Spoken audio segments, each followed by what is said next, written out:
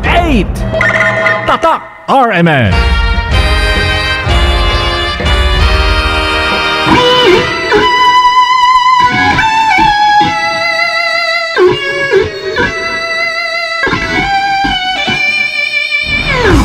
Ito ang nag-iisang pagbabalita sa radyo na tunay na napapakinggan ng Pilipino sa buong bansa, sa buong mundo. Kasama si Buddy Oberas.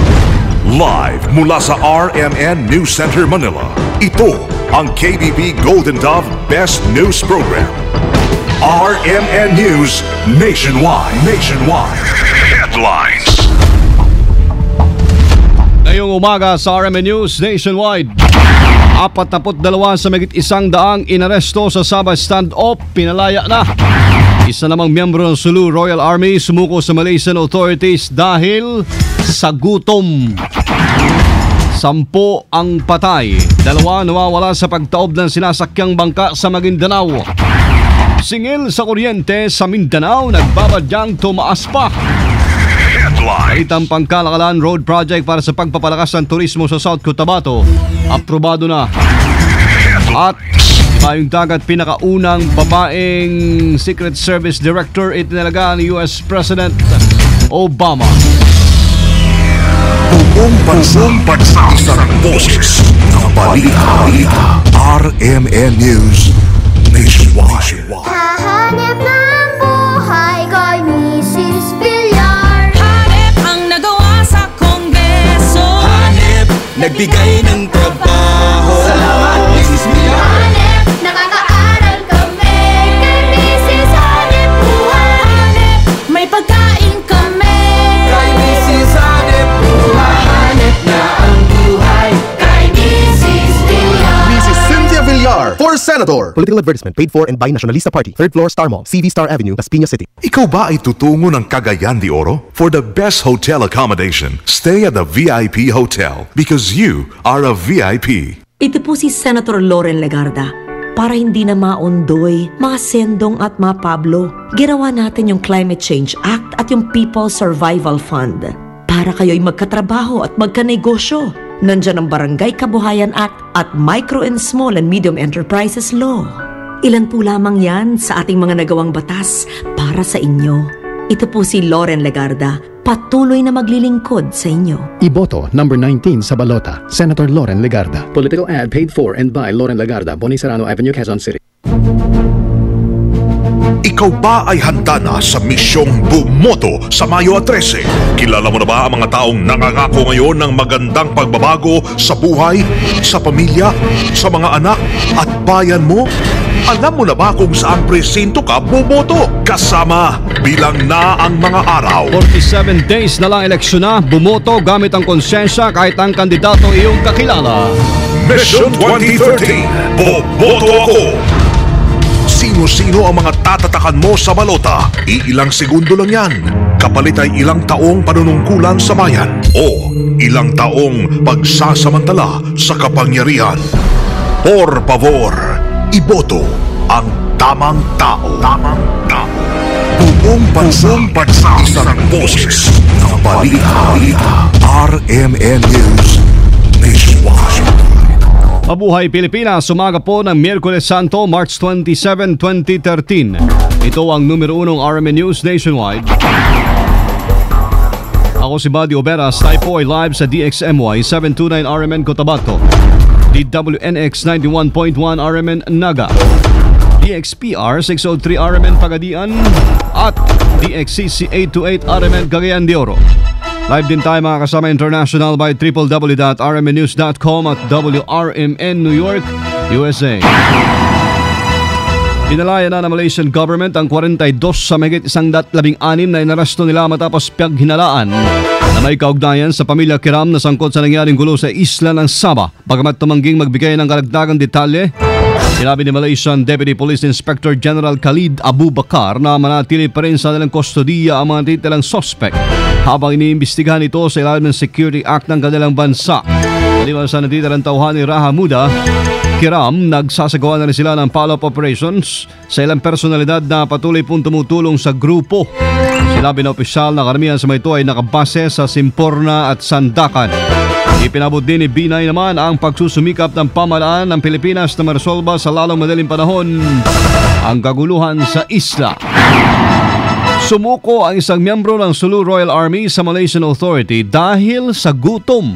Sa report ng Malaysian online newspaper na The Star, kinumpirma ng Deputy Inspector General of Police Tan Sri Khalid Abu Bakar na sumuko ang Sulu gunman sa mga nagrorondang security personnel sa Tanjung Batu daw alas 5 kahapon ng umaga o hapon. Nabatid po na 2 araw na umanong hindi kumakain ng Sulu gunman na nagtulak sa kanya para sumuko. Samantala, nailibing na ang 19 sa 40 bangkay na na-recover ng Malaysian Authority sa operation site sa isang hindi tinukoy na lugar. RMN 10 naman mga kasama ang patay habang 2 ang nawawala matapos tumaob ang kanilang sinasakyang bangka sa may Ligwasan Mars malapit sa Sultan sa Barongis, Maguindanao. Ayon kay Sultan Barongis Mayor Alan Angas, na-recover kagabi ang katawan ng 10 biktima habang patuloy pa rin ang search and rescue operations sa 2 pang nawawala. Kinilala 5 sa mga nasawi na sina Panunggo Kudtog, Bagkog Kudtog, sa pang Montoki Kudtog at Sinobla. Habang naligtas naman ang 6 na pasahero ng bangka. Ayon sa report, pauwi na sana sa bayan ang pagalungan ng mga biktima mula sa isang family reunion nang tumaob ang kanilang sinasakyang bangka at dala ng malalakas na alon. Overloading ang tinitingnan dahilan ngayon ng otoridad sa pagtaob ng nasabing bangka. Aminado naman si Pangulong Aquino na kailangan talaga magtiis muna hanggang 2015 ng mga residente sa Mindanao kaugnay sa naranasan ho na power shortage. Kasabay pa ito sa mas mataas na singilin o bayarin sa Oriente dahil ginagamit ang mga power o dahil gagamitin na ang mga power generators. Ang pahayag ng Pangulo ay may kaugnayan sa pagharap kahapon ng Department of Energy sa kanyang ng rekomendasyon kung saan ay nakapalob ang pagtulong sa mga private distributors sa pagbili ng gensets. Ayon sa Pangulo, hindi may iwasan ang power charges dahil ihahalo ang galing sa hydropower plants at diesel-generated power. Mayroon na raw ito na tinatayong dagdag power plants pero pagkatapos ng 3 taon o 2015 pa mararamdaman ang epekto ng dagdag na surplus na kuryente.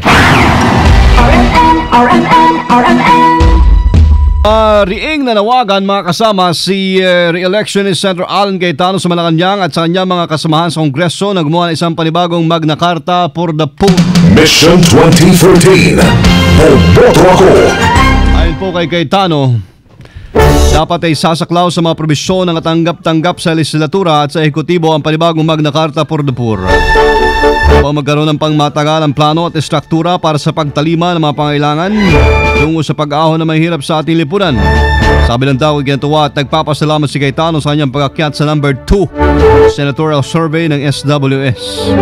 Anya, ito ay isang malaking inspirasyon para sa kanya na ipagpatuloy ang ginagawa ng mga listening tour o pakikinig sa mga hinaing at problema ng mamamayan sa halip daw na magsalita sa mga political rallies. Binigyan din pa ni Cayetano ng panahon ng Semana Santa ay dapat gamitin ng mga magkakapamilya na magsama-sama upang muling buhayin at palaguin ang relasyon lalo na sa mga bagong henerasyon ng mga pamilya. Ano po yung masasabi po ninyo bilang isang mambabatas po hinggil po sa itong pag-veto daw po ni Pangulong Noynoy Aquino dito po sa Magna Carta of the Poor? I guess kasama po kayo sa Senado na nagpasa nito, sir. Well, pinag-aaralan ko nga ito kagabi at kaninang umaga sapagkat ang dahilan ng Pangulo ay walang sapat na pondo para dito at parang ibinobola lang daw niya yung mga boss niya, no? Yes, sir. Nirespeto ko yung dahilan na yon, but it would be very good to have a framework, no, of a Magna Carta para naman meron pong hindi lang kakapitan na batas pero meron tayong programa kasi kulang po tayo talaga sa planning sa ating bansa, no? Yes, sir. So, parang din yung kaya niyan yung sa kay Cristel, yung sa edukasyon, no? Opo. Lahat sinasabi dapat mas maraming graduate, but we don't have a plan to have 100% na graduate ng ating whether TESDA or CHED or state universities, no? Opo. Accredited universities. So, ang tingin ko dyan na Manu Melchor ay dapat back to the drawing board kaming mga senador at congressman. Let's not give up on the Magna Carta for the poor. Makipag-ugnayan kami sa executive at ano dun mga provision ng objectionable ano yung mga doable at least in the next 3 years and in the next 10 years. Dito po sa ano, sir, meron po itong panibagong poll survey na kayo po ay biglang umangat at naging number 2 na po kayo, sir, sa mga survey po. Ano po ang inyong masasabi, Senator Cayetano, sir? Well, nagpapasalamat ako sa Diyos at sa atin na mga kababayan na dito sa latest SWS ay medyo gumanda yung ratings. Ako'y naniniwala, Melchor, na-appreciate din at mas lalo nga ako na-motivate ngayon na yung ating ginagawang listening tour, no? Opo. Na imbis na sa mga rally lang nagsasalita. Kasi sa rally, Melchor, di ba, maraming tao, pero ang politiko lang ang nagsasalita. Opo. Pero dito suppose ginagawa natin na listening tour na nakatarget talaga sa mga sektor, no? Sa ating mga market vendors, sa ating mga urban poor, sa ating mga young businessmen, sa ating mga senior citizen, no?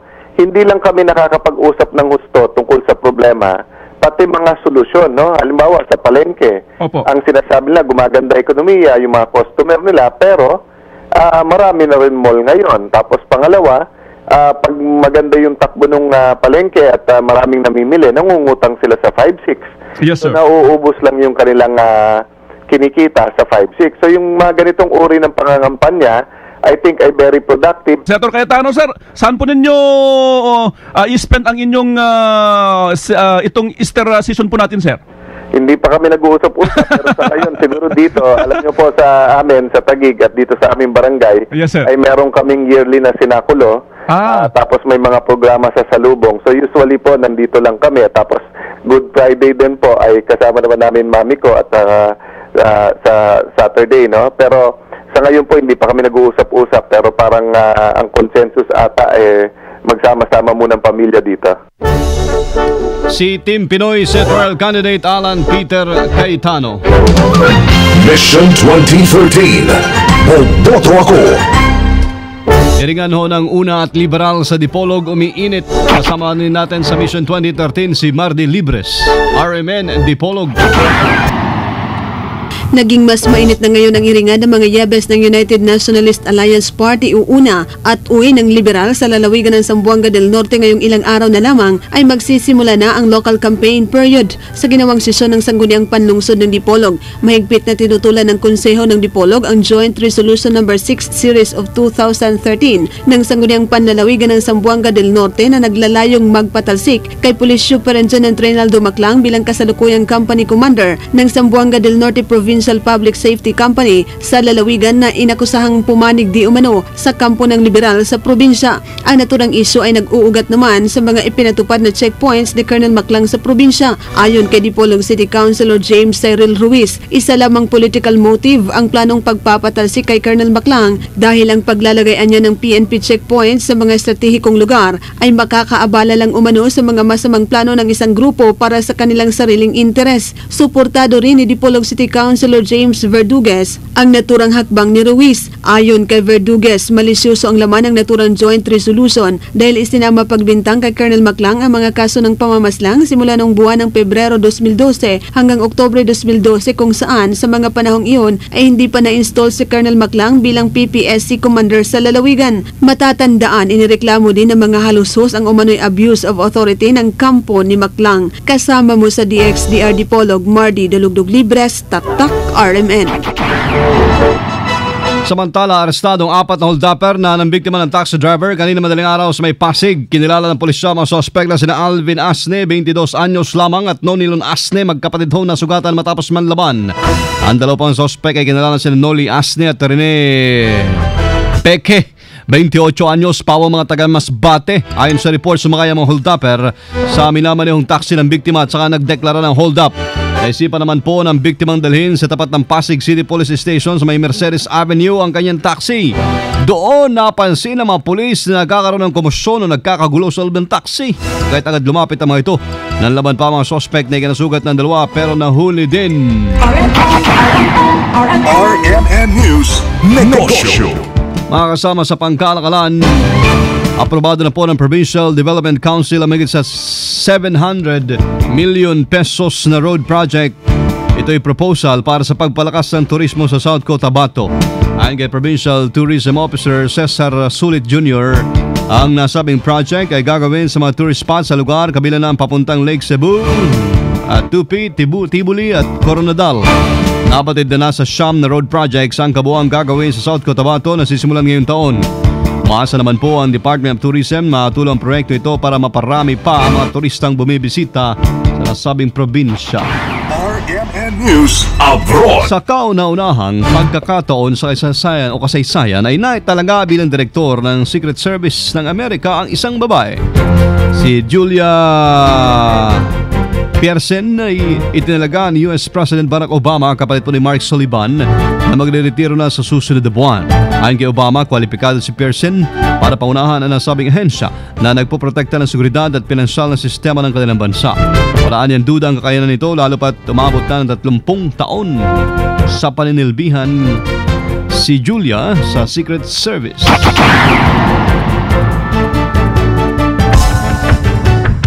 Live mula sa RMN News Center, Makati City, Metro, Manila, Philippines. Hindi po narinig mga kasama ngayong Miyerkules Santo ang numero 1 pa rin RMN News nationwide. March 27, 2013. Sa mga taga Davao, abangan po ninyo susunod na dyan si kasamang Bernard Pantaleon at si Maisel Meral sa RMN News Diretso, Balitang Davao sa numero 1 ng DXDC 621. At panoorin po ang aming pagbabalita sa RMN News Nationwide ngayong umaga alas 7. Sa YouTube, itype lamang ang RMN News Nationwide. Kasama nyo sa serbisyo publiko. Ako si Buddy Oberas sa ngalan ni kasamang Weng de la Peña. Dito pa rin sa tahanan na may pinakamaraming number 1 sa 2013. Pinakamaraming himpilan sa 2013 ang RMN. Radyo mo nationwide. 60 years na tayo na maasahang public service nationwide. Pinakamalaking mga balita abot sa bawat Pilipino saan man sa bansa. RMN News Nationwide. At alas 7:18. Hilig ng Pilipino ang